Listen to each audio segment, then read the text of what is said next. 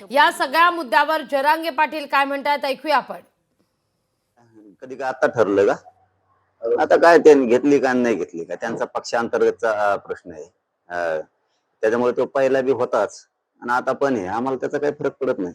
तो झालाय का नाही झालाय का.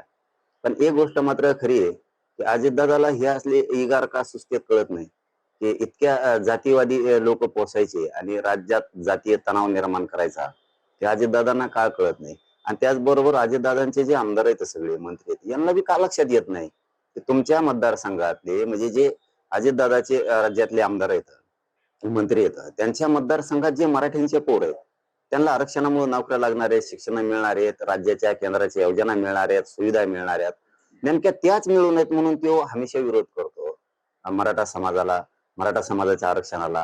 हे जातीवादी लोक पोसायचं हा काय प्रकार आहे अजितदादाचा. कारण तुम्हाला याच्यातलं सांगतो की अजितदादांना याचे खूप मोठे परिणामाला सामोरं जावं लागणार आहे.